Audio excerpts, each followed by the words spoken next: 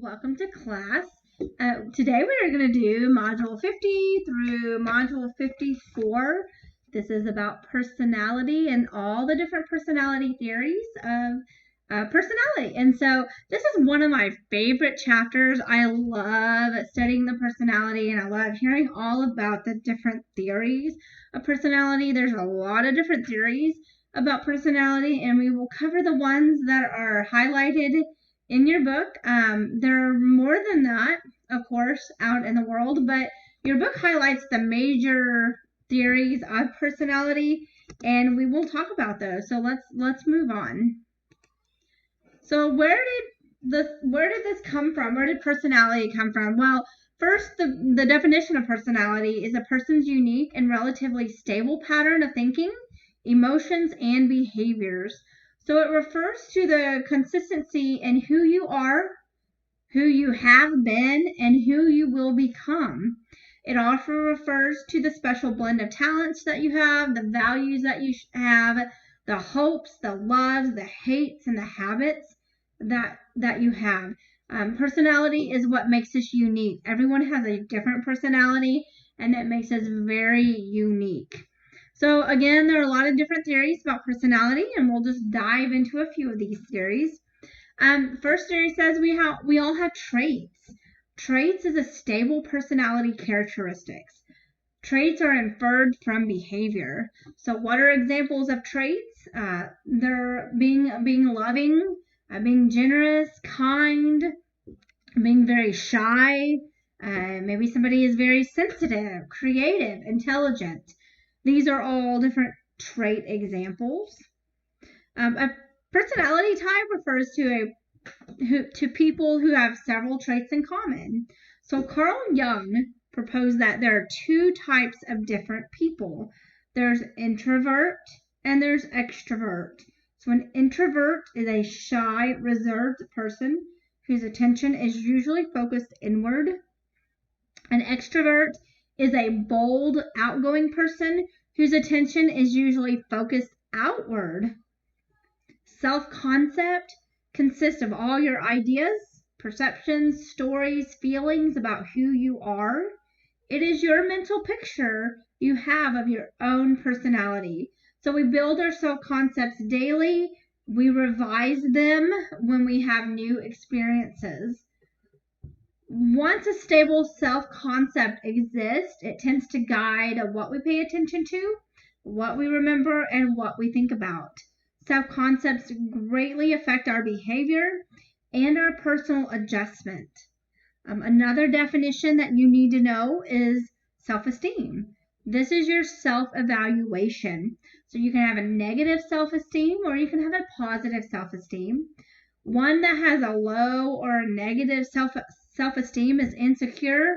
They lack in confidence and they're very self-critical of themselves. One that has a high self-esteem is confident, very proud, and very self-respecting. Self-esteem rises when we are praised or when we have a great success. And it also varies in different cultures. So in our culture, self-esteem is based on personal success and outstanding performance. In Asian cultures, self-esteem is based on a secure sense of belonging to a social group. There are four broad perspectives of personality theories. We'll be covering each of these. We're going to cover trait theories, psychodynamic theories, humanistic theories, behaviorist and social learning theories. So let's start off with personality assessment. How do we measure personality? Well, psychologists use interviews, observations, questionnaires, and projective tests. An interview is a direct questioning about life history, personality traits, and etc. Interviews can give rapid insight to personality, but they have limitations as well. Interviews can be swayed towards biases, so people can deceive interviewers. So for an example, a person that has committed a crime could pretend to be mentally disabled to avoid punishment. Another problem is the halo effect. So the halo effect is a type of cognitive bias in which our overall impression of a person influences how we feel and think about his or her character. A person who is likable or physically attractive may be rated more mature, more intelligent, or mentally healthy than she or he actually is. So it's basically that first impression. The halo effect is, so if we see a person and we like how they look, we assume that they're going to have good character traits. They're going to have a good self-esteem about them. If we have a halo effect about a person that we don't find physically attractive, we assume that since they're less physically attractive, that they're not going to be as likable, they're not going to be as friendly, they're not going to be as intelligent, and they're not going to be mentally healthy. Whether they are or not, we just assume that they aren't because they're not attractive, according to what we think. Observations. So this is people watching. If you go to a mall, you might observe how people act. You might observe how families act in different environments. By carefully observing, psychologists can identify personality traits. Doesn't take too long for a psychologist to just observe and to realize what kind of personality traits a person has. A situational test. So this is a type of direct observation. Real life conditions are simulated so that a person's spontaneous reactions can be observed. So the best way to learn how people react is to put them in a realistic situation and watch what happens. So these tests expose people to frustration, temptation, pressure. There are TV shows that do this kind of test. Has anyone ever watched Naked and Afraid? So these people are put out there naked, out in the wild environment, and they have to survive for a couple weeks, I believe. Another one is Survivor. I've never watched Survivor, but that is another situational test, and that we can observe by watching these people what their personality traits are like, how they act in realistic situations. Personality questionnaires. So this is a paper and pencil type of test. You may have taken a test, a personality questionnaire, or a career personality questionnaire in high school to figure out what you wanted to do in life.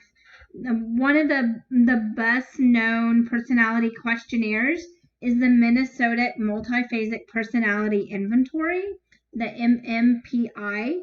The updated version is the MMPI-2. It has 567 true and false questions, so it takes a long time to take. There's a page in your book on page 441. There's a table of what kind of questions it might ask. If anyone has taken this test, please let me know. I would love to know how many people have taken this test. Usually when I ask in my other semesters, there's very few people that have actually taken the MMPI too. And so some examples of the questions like, I like birds, true or false? Mostly I stay away from other people, true or false? Everything tastes the same, true or false? So there's this inventory measures 10 major aspects of personality. And again, that's on page 441 in your textbook. And you can see what 10 major aspect personalities there are. Projective test. So these seek to uncover deeply hidden and unconscious wishes, thoughts, and needs.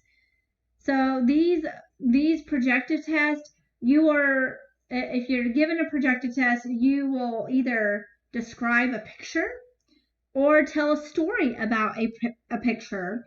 When you're faced with unstructured pictures, you must organize them in what you see in terms of your own life experiences. So everyone will see something different. These tests have no right or wrong answers according to your textbook.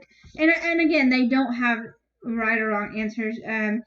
I have given out projective tests before. I've given out the thematic apparition test. It wasn't called that, but it was a form of that test.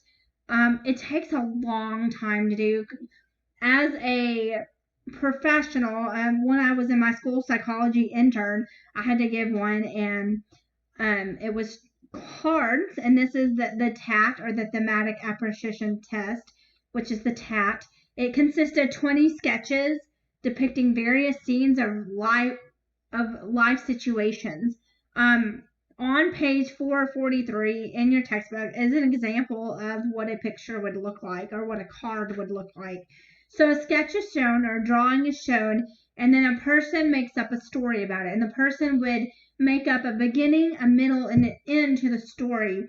The psychologist, or the internship, as I was in, I had to write every single thing down that the student said, and then I had to go back and analyze it. And when I got back to my desk after writing everything down, I had a big old book to look through. It was like a big old textbook, and it had like common answers, and then so you'd look up common answers, and then you kind of score it from there. So there are common answers to everybody's story of looking at the sketches. Then you just kind of go back and grade it from there, or score it from there. And it took about 2 to 3 hours just to complete one TAT test. It took a long time. So these are very projective. You may not always want to use something like this. They don't tell the whole life story, and they don't tell everything about it. And they may not really uncover the deep hidden meanings that they hope to do. Again, you just kind of take it with a grain of salt. Another projective test that I haven't talked about is the Rorschach ink blot test. And this is one of the oldest and most widely used tests. It was developed in the 1920s. It consists of 10 standardized ink blots forming complex, irregular shapes. Page 442, there's a picture of it in your textbook. So a person is shown an ink blot, and then they are asked to describe it. The psychologist may come back to that ink blot after showing it, and then ask for more details about what it looks like. I'm going to show you a video of the Rorschach ink blot test and how it is used. If you have any questions, again, I'll be in chat. We can chat on Tuesdays and Thursdays at the beginning of your class.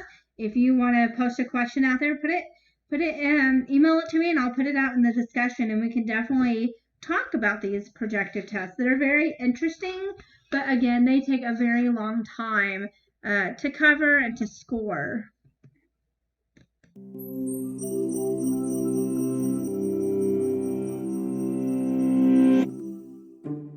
Take a look at this image. What might this be? A frightening monster?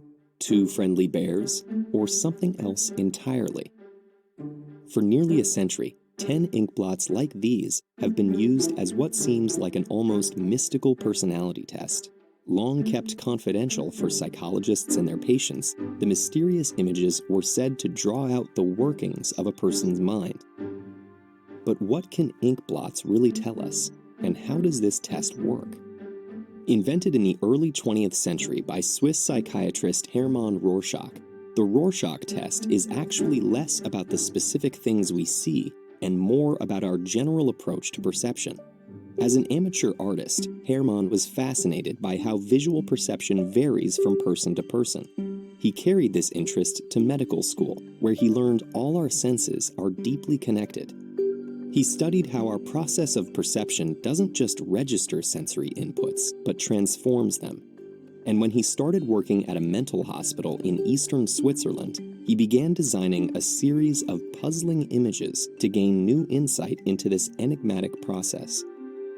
Using his ink blot paintings, Rorschach began quizzing hundreds of healthy subjects and psychiatric patients with the same question: what might this be? However, it wasn't what the test subjects saw that was most important to Rorschach, but rather how they approached the task. Which parts of the image did they focus on or ignore? Did they see the image moving? Did the color on some ink blots help them give better answers, or distract and overwhelm them?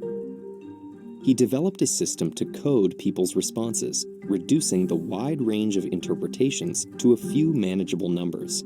Now he had empirical measures to quantify all kinds of test takers: the creative and imaginative, the detail-oriented, the big-picture perceivers, and flexible participants able to adapt their approach. Some people would get stuck, offering the same answer for multiple blots. Others gave unusual and delightful descriptions. Responses were as varied as the ink blots, which offered different kinds of perceptual problems, some easier to interpret than others. But analyzing the test taker's overall approach yielded real insights into their psychology. And as Rorschach tested more and more people, patterns began to pile up. Healthy subjects with the same personalities often took remarkably similar approaches. Patients suffering from the same mental illnesses also performed similarly, making the test a reliable diagnostic tool. It could even diagnose some conditions difficult to pinpoint with other available methods. In 1921, Rorschach published his coding system alongside the 10 blots he felt gave the most nuanced picture of people's perceptual approach. Over the next several decades, the test became wildly popular in countries around the world. By the 1960s, it had been officially administered millions of times in the US alone. Unfortunately, less than a year after publishing the test, Hermann Rorschach had died suddenly. Without its inventor to keep it on track, the test he had methodically gathered so much data to support began to be used in all sorts of speculative ways. Researchers gave the test to Nazi war criminals, hoping to unlock the psychological roots of mass murder. Anthropologists showed the images to remote communities as a sort of universal personality test. Employers made prejudiced hiring decisions based on reductive decoding charts. As the test left clinics and entered popular culture, its reputation among medical professionals plummeted, and the blots began to fall out of clinical use. Today, the test is still controversial, and many people assume it has been disproven. But a massive 2013 review of all the existing Rorschach research showed that when administered properly, the test yields valid results, which can help diagnose mental illness or round out a patient's psychological profile.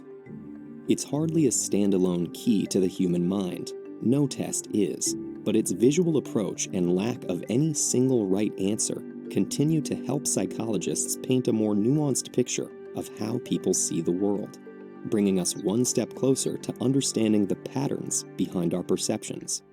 Moving on to Module 51, this is about trait theories. I don't have a whole lot on this, but here's a little bit about trait theories. So page 446 in your textbook is a list of all the traits that we have.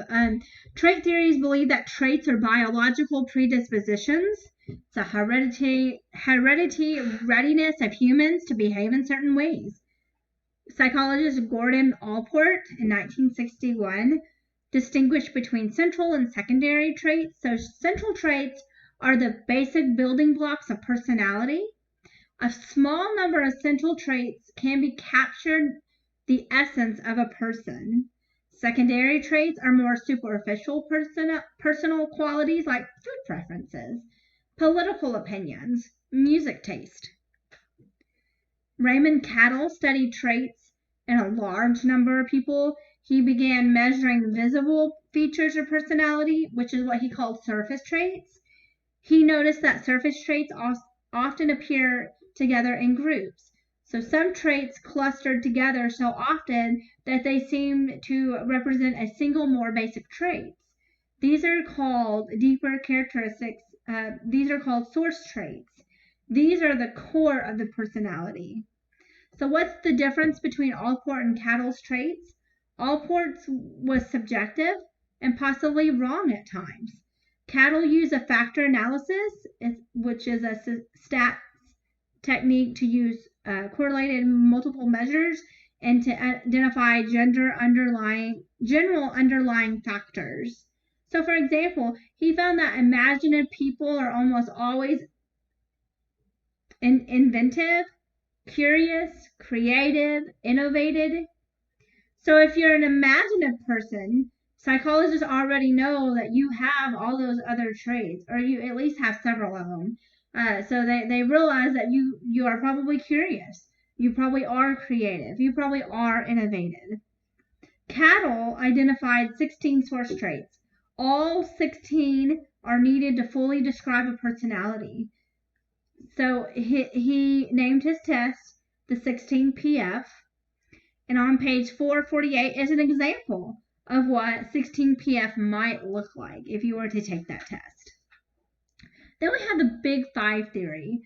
This is a theory that only a handful of characteristics account for most individual differences in personality. So the Big Five was an attempt to reduce the 16PF to just 5 factors. And again, on page 449 is a picture of the Big Five. It reads extroversion, agreeableness, conscientiousness, neuroticism, and open to experience. So module 52, moving on, is about psychodynamic and humanistic theories. So let's start off with the psychoanalytic view. Freud was fascinated by patients whose problems seemed to be more emotional than physical. So from about 1890 until his death in 1939, he developed the theory of personality that deeply influenced our thought today, or modern thought today. So Freud's model of personality is structured by the id, the ego, and the superego. So the id contains a primitive drive, and it's present at birth. It operates on a pleasure principle. The id is self-serving, it's irrational, it's impulsive, and totally unconscious. It seeks to avoid pain and freely expresses pleasure, seeking urges of all kinds. If the world would be chaotic, we would let our id be in control. So the id wants it, and it wants it right now. The id acts as a power source for all personality. So if you think of a baby cries. When they cry, they want it now. They want it right now. They cannot wait any longer, whether it be they need the food, they need attention, they need to be changed, or they want to be held. When they cry, they want it now and they cannot wait. So if you think of id, think of a baby, because they want it right now and they can't wait any second longer. So that is the id. The ego is described as an executive because it makes decisions about how to direct energies supplied by the id. So the id relies on others to give it orders. The ego wins the power to direct behavior by relating the desires of the id to the outside reality. So the ego is guided by the reality principle. The ego is a system of thinking, planning, problem solving, and deciding. It is in conscious control, and it often delays actions until it is practical and appropriate. The superego represents the moral conscious by acting as a judge for thought and actions on the ego. One part of the superego is called the conscience. The conscience reflects actions for which a person has been punished. When standards of conscience are not met, you will be punished internally by feeling guilty. The other part of the superego is called ego ideal. It reflects all behavior that one parent approved or rewarded. The ego idea is a source of goals and aspirations. The superego acts as an internalized parent to bring behavior into control.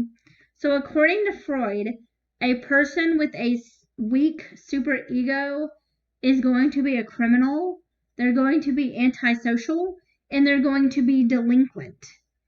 On the other hand, an overly strict superego causes inhibition, unbearable guilt. So here's an example of how all three interact. So let's say that you are sexually attracted to an acquaintance. So the id yells for immediate satisfaction for its sexual desires, but it is opposed by the superego. The superego may find the very thought of sex shocking. The id says, go for it, I want it now. The superego sadly replies, don't ever think about that again. You don't need that. And then in the middle, the ego says, hold on, I have a plan. Let's figure this out. Let's figure this out. Let's be very critical on how we figure this out. So that is kind of how all three work together. According to Freud, you feel anxiety when your ego is threatened or overwhelmed. Impulses from the id causes neurotic anxiety when the ego can barely keep them under control. Threats of punishment from the superego causes moral anxiety. Each person develops a way of calming these anxieties, and many resort into using defense mechanisms to lessen internal conflict. Defense mechanisms are mental processes that deny, distort, or block out sources of threat and anxiety. We all have these defense mechanisms, which I believe we'll talk about later on. But we all use these defense mechanisms. I could ask the question, what do you do if you have anxiety? What do you do? How do you get rid of the anxiety? You may block out something. You may block out that anxiety. You may not even want to go near that anxiety. If school gives you anxiety, you may quit. That would be a defense mechanism. You quit going to class. You quit going to school because it gives you anxiety. If your work gave you anxiety, you may work for a while, realize, hey, it's a threat or it's an anxiety. You may quit. That is a defense mechanism. And you deny that, you distort, or you block out all sources of that threat or of that anxiety. Freud also says that we have levels of awareness. He believed that our behaviors often express in the unconscious forces. So the unconscious holds repressed memories, emotions that we have, plus an instinctual drives from the id. So the id lives in that unconscious. Today, scientists have found that brain circuits do seem to underlie repression and the triggering of unconscious emotions and memories. Even though we are beyond awareness, unconscious thoughts, feelings, and urges may slip into the behavior in disguise or symbolic form. So, for an example, if you meet someone you would like to know better, you meet someone that you would like to know better, you may unconsciously leave something at their house so you'll have another meeting. So suppose you go over to study at somebody's house, maybe it's the opposite sex. You may leave, maybe your textbook over there, but you do it unconsciously so that you have another meeting. You'll get to see them again later in the future. So at times the ego and superego are in the unconscious, but they also operate on two other levels of awareness. The conscious level includes everything that you are aware of at any given moment. The preconscious contains materials that can easily be brought up into awareness. I want to show you a video over the id, ego, and superego. According to my boy Sigmund Freud, personality is governed by three different personality structures: what he called the id, the ego, and the superego. Let's begin by talking about the id. According to Freud, this personality structure is fully unconscious, meaning that the id affects our personality in ways that we are not even aware of. The id is kind of similar to the little devil on the shoulder we often see in cartoons, quietly whispering in the ear to be self-serving and behave immorally. The id demands immediate gratification by gaining pleasure, avoiding pain, and reducing tension, what Freud referred to as the pleasure principle. Freud also proposed that this is the only personality structure present at birth. When a 3-month-old girl wakes up hungry in the middle of the night, does she consider how crying might affect others in the house? Does she think to herself, maybe I'll let mom sleep for a few hours before I wake her up. No. Infants demand immediate gratification, gaining comfort and pleasure and avoiding pain and tension, regardless of who or what it affects. Next, we have the superego. The superego is also mostly unconscious and is similar to the little angel on the other shoulder telling you to take the moral high road, doing well for others. The superego is similar to what we refer to as the conscience, operating on the moral principle. To satisfy this personality structure, we must do or think or feel no wrong. When we do quote-unquote wrong, giving in to the demands of our id, the superego ensures that we feel guilty. Finally, we have the ego. Similar to the cartoon character who is trying to satisfy the devil and the angel, the mostly conscious ego serves as the executive.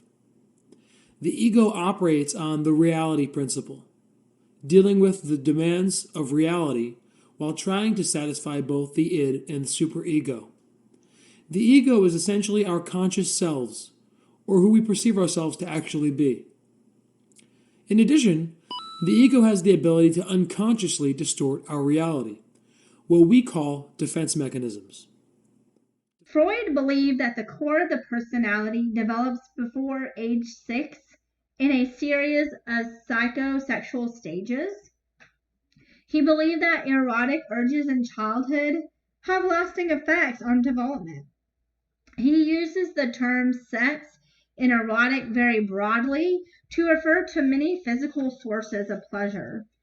So at each stage, a different part of the body becomes a child's primary erogenous zone, which is an area capable of producing pleasure. Each area serves as a main source of pleasure, frustration, and self-expression. He believed that many adult personality traits can be traced to fixations in the stages. A fixation is an unresolved conflict or emotional hang-up caused by overindulgence or by frustration. So the first stage is oral stage. So most of the infant's pleasure comes from stimulation of the mouth. So if a child is overfed or frustrated, oral traits may be creative.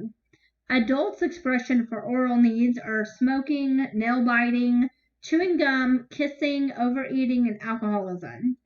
So fixation in this stage produces an oral dependent personality. These people are gullible, they're passive, they need a lot of attention. Frustrations later in the oral stage may cause aggression in the form of biting.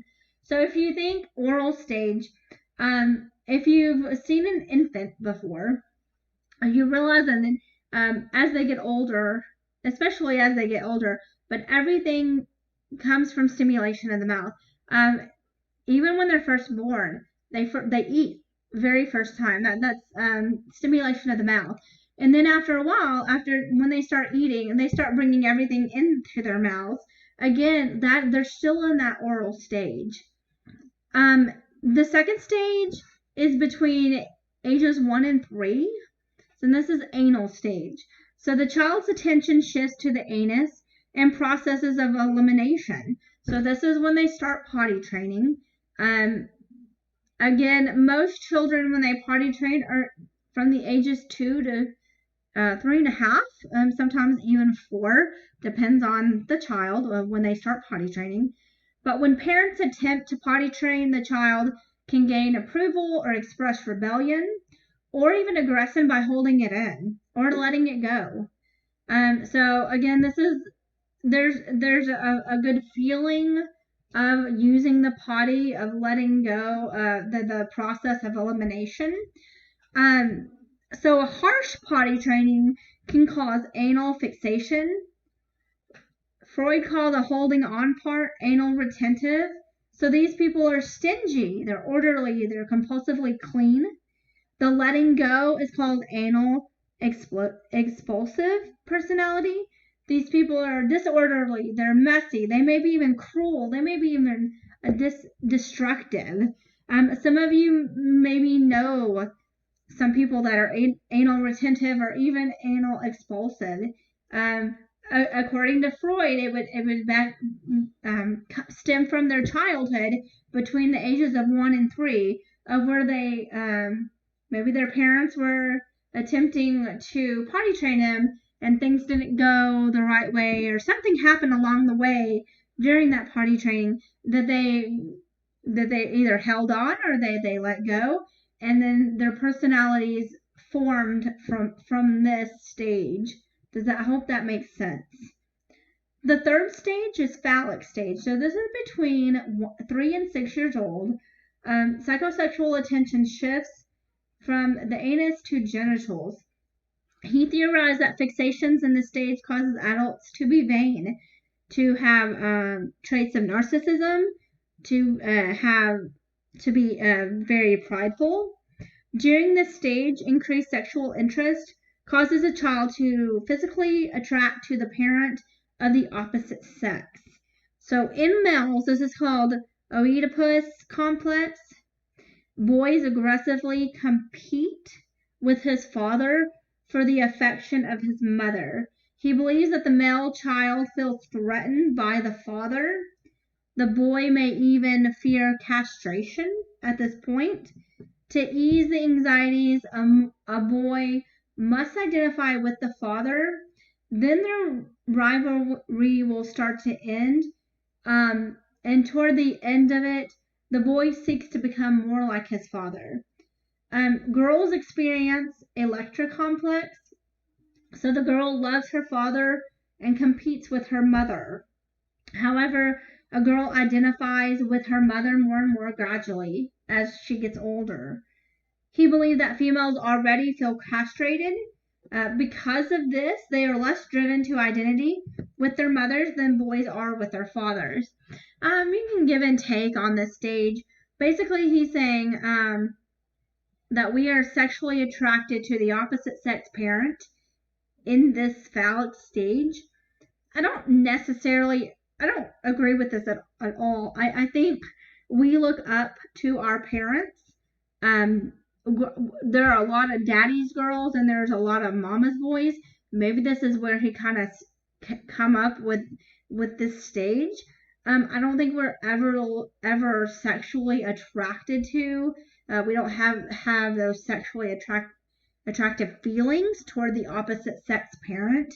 I also don't feel like females feel castrated. I think this is Freud talking. He's a sex therapist. This was his thoughts. I just don't necessarily agree with this. I think that we look up to the opposite sex parents. Most of us love both of our parents, but we look up to the opposite sex parents, maybe not for the sexually attractive, but we want to find a spouse later on in life that's like our dad or like our mom. Maybe we want them to have the same kind of characteristics or same kind of traits, because our parents were good parents, and we want to be like our parents. I don't think there's any sexual attraction going on in the phallic stage. But according to Freud, yes, there is. Children between 3 and 6 will be sexually attracted to the opposite sex parent. And give and take on that. It's kind of whatever you think there. Latency, that is not a stage, but it's a period between age 6 to puberty. It's a quiet time, according to Freud. There's not anything sexual. There's not any psychosexual development going on at this time, according to Freud. It's all slowed down between 6 to puberty. And then the last stage is genital stage. This starts at puberty. The sexual energies activate all the unresolved conflicts of earlier years. He believed that the adolescent years could be filled with emotion and turmoil. And in this stage, adolescents seek social sexual relationships. The genital stage ends with a mature capacity for love and the realization of full adult sexuality. There are a few psychologists that embrace Freud's theory today. It is still very influential for many reasons. Here are some reasons why it may be influential. It pioneered a general idea of the unconsciousness. So Freud was really the first one to say, hey, we have an unconscious. And we store things that we may not want to remember in our unconscious. And so he did get a lot of credit for that. Another reason, the general idea that critical events during the first years of life help shape personality. We know that to be true. The very first years of life definitely help shape our personality, but Freud was wrong on so many details. For example, the latency stage or the latency period. He portrayed the elementary years as free from sexuality and unimportant personality development. His view about women is very discredited. He didn't really give women a whole lot of credit at all. Again, he lived in a man's world. That's how it was back then. And that's how his theory went on to be, because he lived in that man world. Freud believed that all his patients, he believed that his patients believed that they were molested as children. And when his patient said, hey, Freud, I was molested as a child, Freud thought those were childhood fantasies. He didn't believe them when they said, hey, I was molested as a child. He just thought they were fantasies, which that's not actually true. There's no scientific evidence to support Freud's theory at all. I think it's a very interesting theory, and this is one of my favorite theories because it is so interesting. His train of thought is very interesting, and that's why I like it so much. The Neo-Freudians. So there were people that didn't like Freud's theory or said, yeah, your theory is okay, but let me change it here. Let me change it here. So these are the Neo-Freudians. One of them is Alfred Adler. He believed that we are social creatures governed by social urges, not by biological instincts.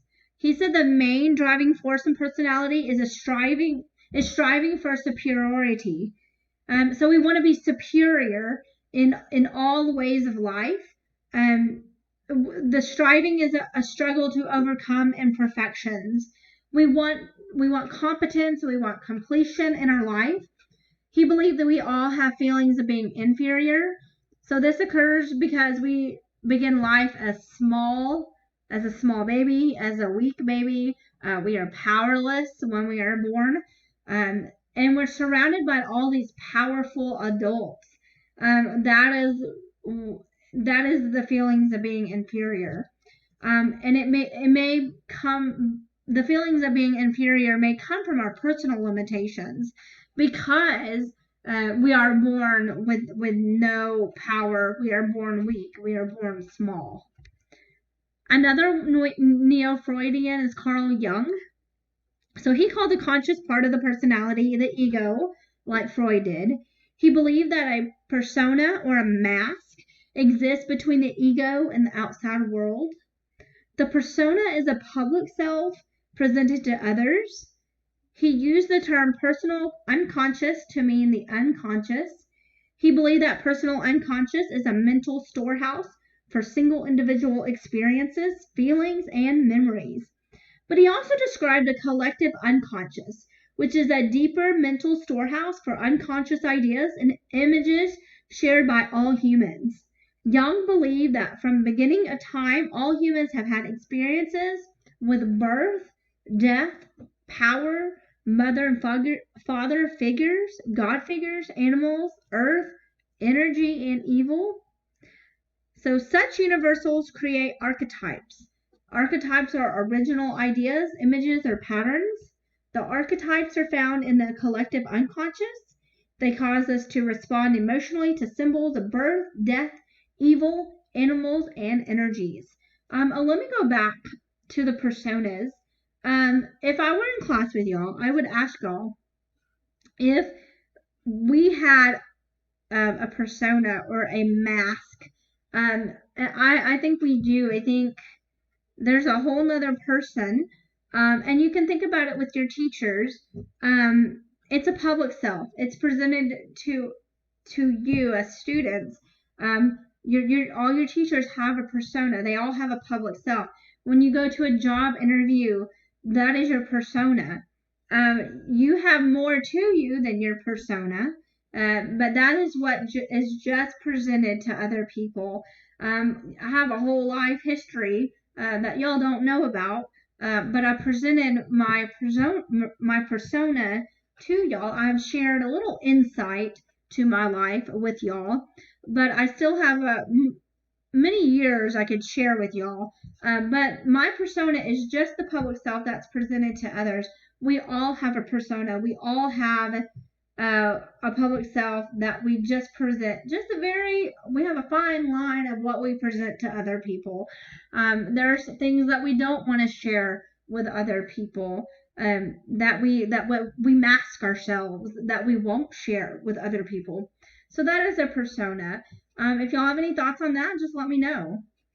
Be glad to answer some questions, or if you have any comments, just let me know.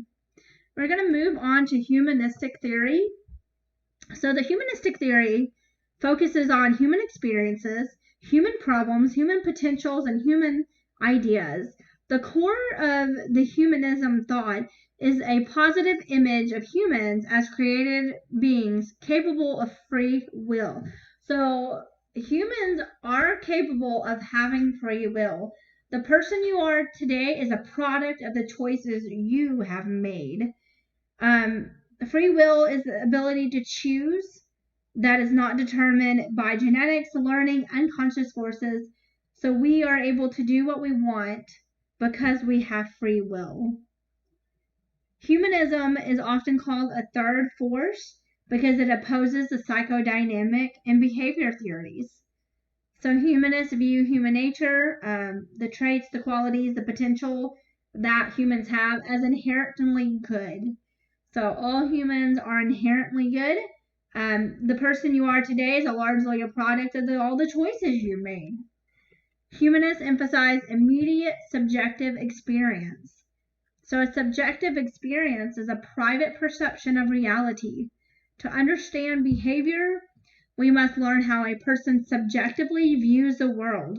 So what is real for those humans? Abraham Maslow is a humanistic theorist. He began studying the lives of great men and women from history. So he studied Walt Whitman, Albert Einstein, Jane Addams, Abraham Lincoln, Eleanor Roosevelt, and a whole lot of other people. And after that, he started studying living artists, writers, poets, and other creative individuals. And his way of thinking changed radically when he started studying the living artists, the living poets, these other creative individuals. He realized that anyone could live in a rich, creative, and satisfying life. So he referred to this process of fully developing personal potentials as self-actualization. So basically, it's a personal fulfillment. It's making your life as full as you can. It's living to your fullest potential. So a self-actualizer is a person who is living creatively, fully using their potential. So he found that self-actualizers have many similarities. And here's a few similarities or characteristics that they have. They are able to judge situations correctly and honestly. They are sensitive to the fake and dishonest. They accept their own human nature and all its flaws. They tend to be unusually alive, engaged, and spontaneous. They have a mission to fulfill in life or some task or problem outside of themselves to pursue. They are free from reliance on external authorities. They tend to be resourceful and independent. They seem to constantly appreciate life's basic goodness, like a sunset. So they appreciate the sunset. They appreciate a nice looking view. They appreciate a flower. They appreciate all life's basic goodness. They feel a deep identification with others and the human situation in general. They have interpersonal relationships that are marked by deep, loving bonds. They value solitude and are comfortable by being alone. They're able to laugh at themselves. They never want to hurt someone in a joking way. They have peak experiences, which is temporary moments and self-actualizations. So these moments are marked by feelings of ecstasy, by deep meaning, by harmony. They feel safe, they're non-anxious, they're accepted, they're loved, and they feel alive. Self-actualization is a process. It's not always a goal or an end point. It requires hard work, it requires patience, and a lot of commitment. So here's a few ways to begin on working toward your self-actualization. So you have to be willing to change. Ask yourself if you're living in a way that is deeply satisfying to me and that is truly expresses me. You have to take responsibility. You have to avoid blaming others. You have to examine your motives. If your behavior is restricted by desire for safety and security, it's time to test some of your limits. Experience honesty. Trust yourself to accept everything without distorting it. You have to use positive experiences. Repeat activities that feel feelings of awe, renewal, or fulfillment. You have to be prepared to be different. Everyone has potential to be great. You have to trust your own impulses. You have to trust your own feelings. You have to get involved. Find your calling in life. When you find your calling in life, it will satisfy you. It will give you meaning to your life. And then you have to assess your progress. Gauge your progress frequently and renew your efforts in a timely manner. Does everyone get to self-actualization? Does everyone get to the level of self-fulfillment? I would say no. Not everyone gets to their self-actualization. Not everyone fulfills their every desire, their every need.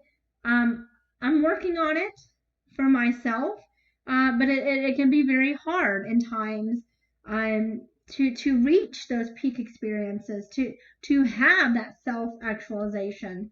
Again, it is a process. You can be completely there and then something happened and it take you back to not feeling in that self-actualization moment. So yeah, it's a work in progress, and I think people that are there are probably people there that are in their 30s that are self-actualizers that they have to work on it on a daily basis. So if you want to get there, it's a work in progress.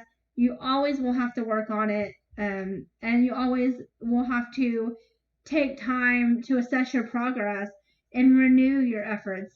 Some of y'all will get in jobs and you'll think this is my calling in life, and then 20, 30 years down the road, you may be like, this is not my calling, I want something else to do. So again, if you find your calling and say, hey, I want something else later on in life, you want to satisfy your need for your life to give it meaning. So you haven't hit your satisfaction, you haven't hit that self-actualization yet. You will always strive to do something in life. I always give the example. Suppose you have this 80-year-old that has done most everything in life, but they have one last thing they want to do, and maybe they want to go to England or they want to go tour another country, and that's their last wish. And if they got to do that, they would be guaranteed happy with the rest of their lives. Maybe they can't. Maybe they're bedridden. If they're bedridden or on their deathbed or something is wrong, have they reached self-actualization? No, they haven't, because they're still trying to get that last thing on their list. That last thing on their list may give them the hope. They may give them the feeling to be great. They may, it's kind of like their bucket list, so to say, but it may give them a feeling of meaning toward their life. So again, if you're on your deathbed, 80 years old, and you have one last goal, and you don't reach it, maybe you die or something happens, or you can't travel on that airplane to get there, you have not reached your self-actualization that you should or could reach in that life. I hope that makes sense. Again, if you have any questions, just let me know by chat or by email. I will answer them. Moving on to Carl Rogers.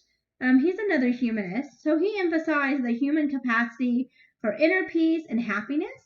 The fully functioning person lives in harmony with deepest feelings and impulses.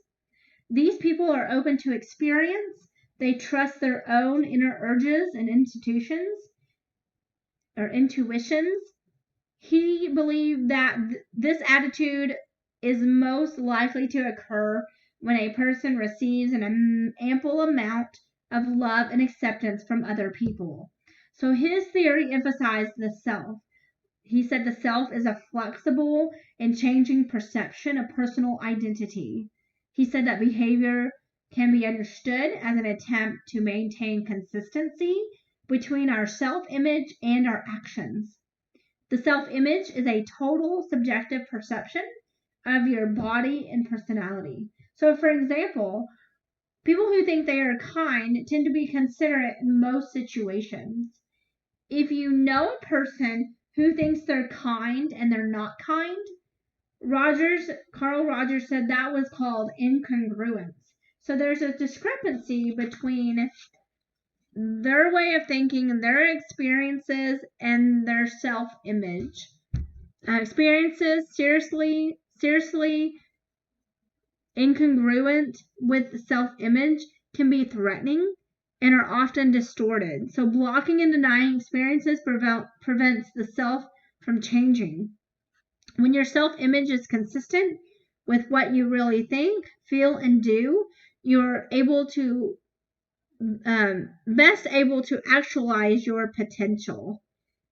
And another one, according to psychologists Hazel Marcus and Paulus Muris in 1986, said that our current idea of self is the only one of a number of possible selves.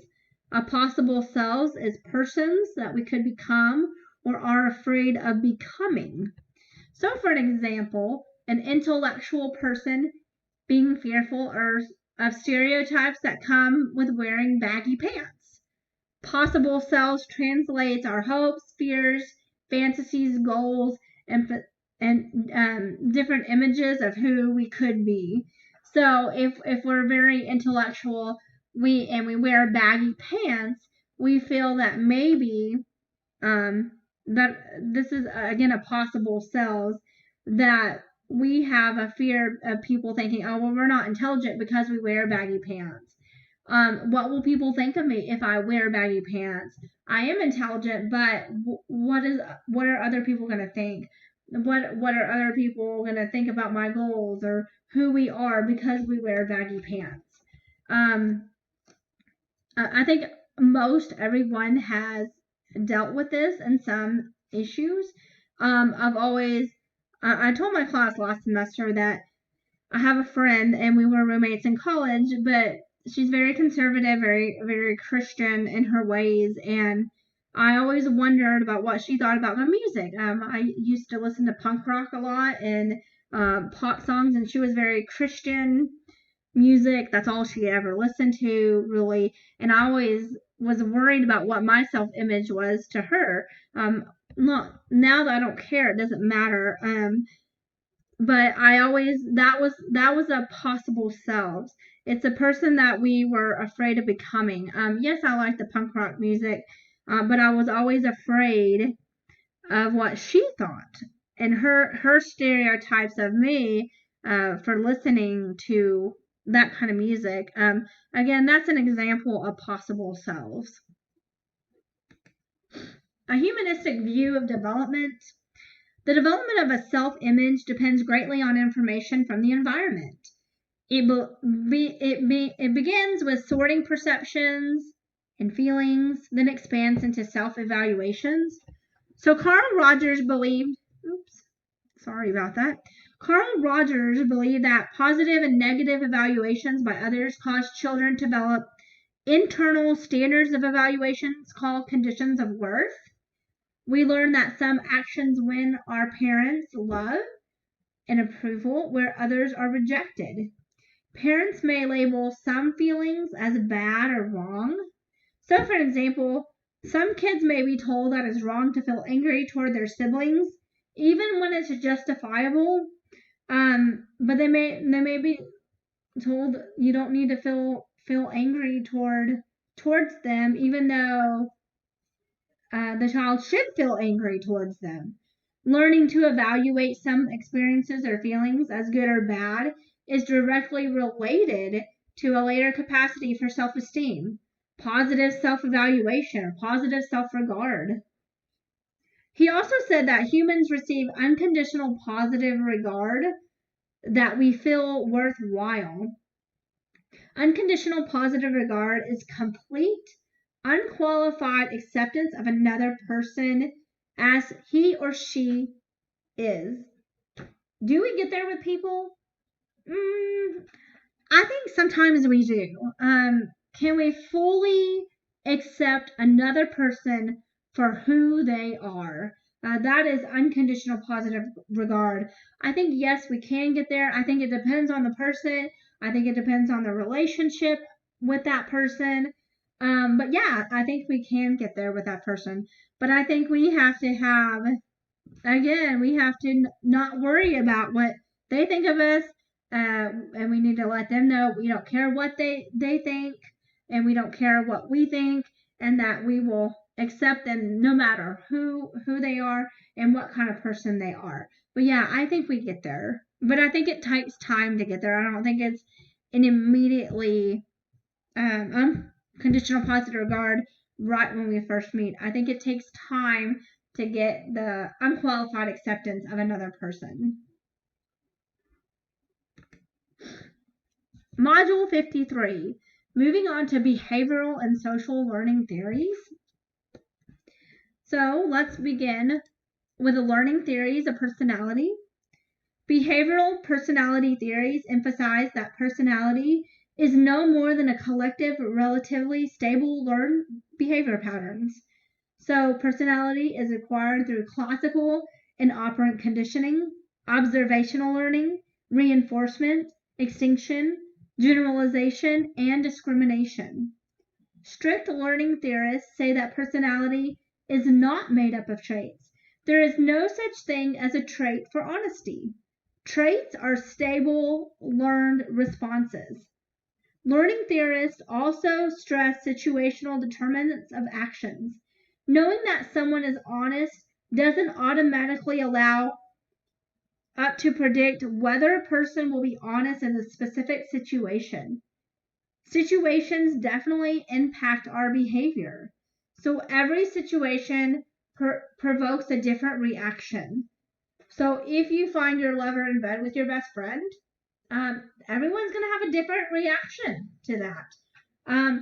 If you have an armed person walk into the classroom, everyone's going to have a different reaction. We're not going to have the same reaction. Now, most of us would act in a fairly consistent way to either finding your lover in your bed with your best friend or an armed person walking into the classroom. We have fairly consistent ways on which and how we would react, but everyone is going to act in a little bit different way, if that makes sense. We respond fairly consistent ways to certain situations, again, like I said, but everyone's going to act in a little bit different reaction. And John Dollard and Neil Miller in 1950 proposed a theory about how behaviorists view personality. In their view, learned behavior patterns or habits make up the structure of personality. Habits are governed by 4 elements: drive, cue, response, and reward. So a drive is any stimulus strong enough to provoke a person to action. So hunger, pain, fear. Cues are signals from the environment. These signals guide responses or actions so that they are most likely to bring about reward. So a positive reinforcement. So how does this relate to your personality? So, for example, if you're frustrated at your sibling because they took something away from you, you can respond in several different ways. You could throw a temper tantrum. You could hit your sibling. You could also tell on your sibling. The responses that you choose is guided by available cues and also by the previous effects of each response. So, for example, your sister or your brother steals something that is yours. If you threw a temper tantrum in the past, you'll probably stick with that because it works. If you threw a temper tantrum in the past and it didn't work, you're gonna find a new way to resolve it. You may hit your sibling, or you may tell on your sibling. If you don't choose to throw a fit or a temper tantrum, then you'll find a new way to do it. Social learning theory. So this is an inability to control your own life, or this is an ability to control your own life and the essence of what it means to be human. Albert Bandura believes that one of the most important expectancies we develop concerns self-efficacy. The definition of self-efficacy is one's belief in their abilities to succeed in specific situations. Believing our actions will produce desired results will influence our environment and activities that we choose. So if you have a high self-efficacy in math, you'll feel more confident on a tough math exam. If you have low self-efficacy in math, you're not going to feel confident on that tough exam. You probably may fail that exam because of your low self-efficacy. And personality and gender. So as children, we are labeled as boys and girls. We are encouraged to learn appropriate gender roles. Again, we talked about gender roles in our last modules.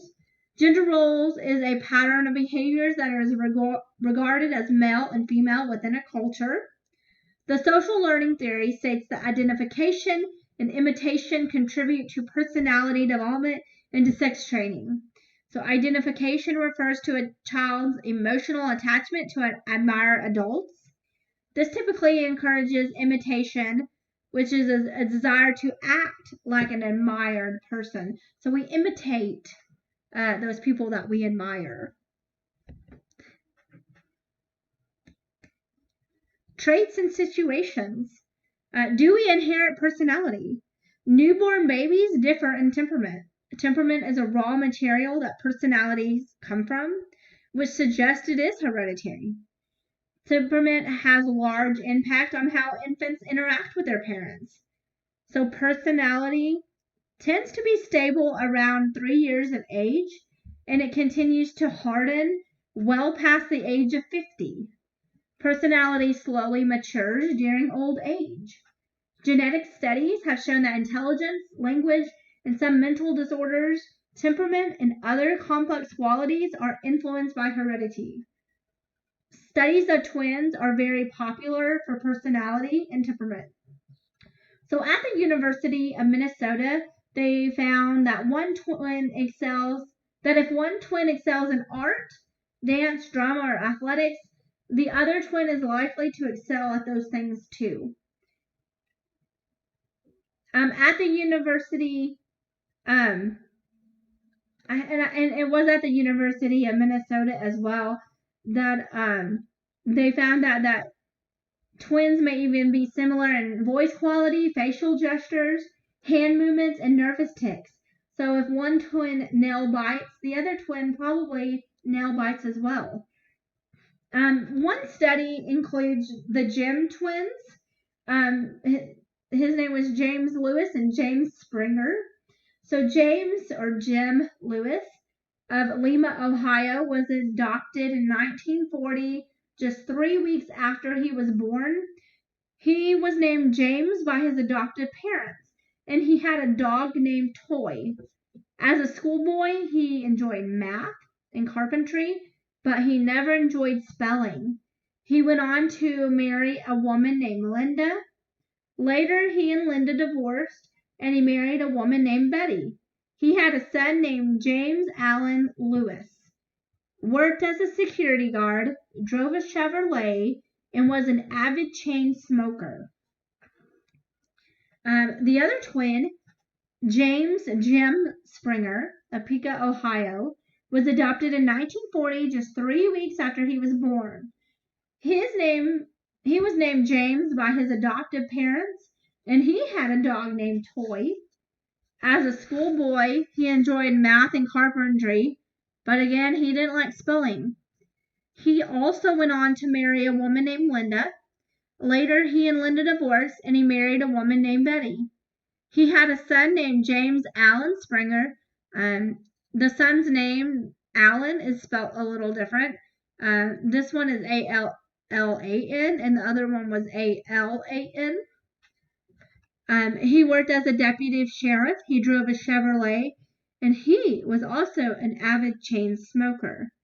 So they never met until 1979. Jim Lewis met Jim Springer, and the truth behind their startling similarities came out. So they were twins, separated at birth, who had grown up just like 45 miles away from each other, ended up leading almost identical lives. Both Jim's mothers knew their sons had a twin brother. Springer's mother was under the impression that the twin had died, while Lewis' mothers knew a bit more. But not all identical twins are the same. One study followed Carolyn and Pamela Spiro.